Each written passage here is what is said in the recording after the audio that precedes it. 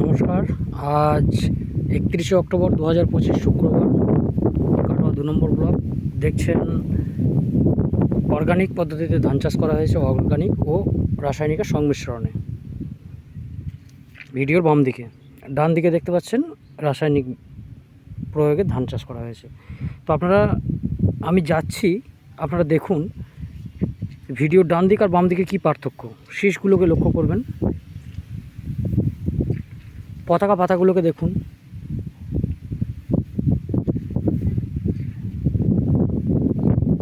এটা একটি 10 কাঠা জমি।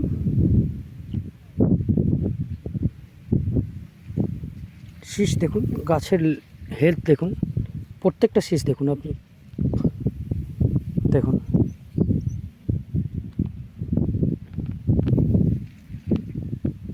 শীষের গাছ নিয়ে আপনারা নিজেরাই দেখলে বুঝতে পারবেন।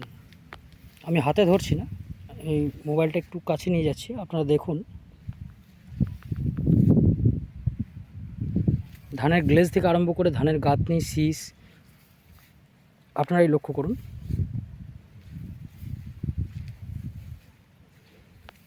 ভিডিওর বাম দিকে হচ্ছে জ্যাকপট পদ্ধতি। ওকে,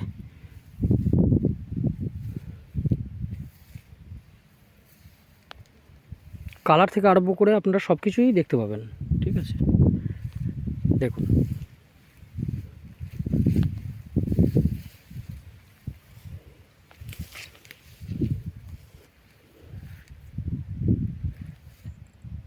সাত থেকে আট দিনের ডিফারেন্সে এটা আমাদের 7 থেকে 8 দিন আগে রোপণ হয়েছে, এটা 7 থেকে 8 দিন পরে রোপণ হয়েছে, দেখতে পাচ্ছেন।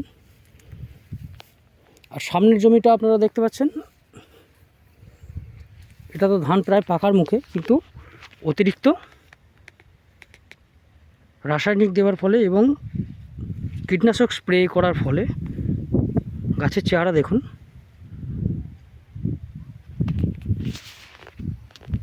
পাতাগুলো প্রায় সব মৃতপ্রায়। ধান দেখলে আপনারা বুঝতে পারবেন। ভিডিওর বাম দিকে হচ্ছে আমাদের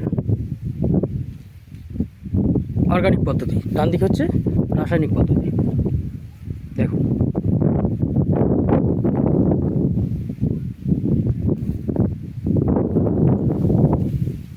খুবই সুন্দর।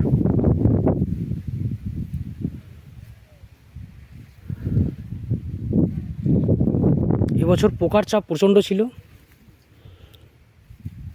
কিন্তু তা সত্ত্বেও আমাদের ধানকে আমরা ধরে রাখতে পেরেছি খুবই কম স্প্রে করার ফলে। কারণ আমরা অর্গানিক স্প্রে ব্যবহার করেছিলাম, 15 দিন অন্তর অন্তর নিম তেল দিয়েছিলাম, বীজে অবশ্যই দিয়েছিলাম। যখন বীজতলা করবেন তখন নিম তেল অবশ্যই প্রয়োগ করবেন, মিনিমাম 2 বার বীজতলার পিরিয়ডে, 15 দিন পর থেকে। দেখুন,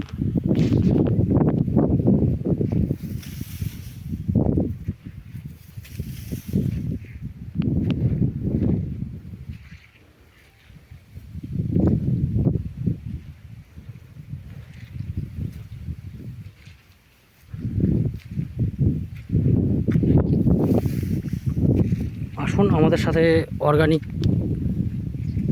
চাষ করুন এবং খরচ কমান, আয় বাড়ান।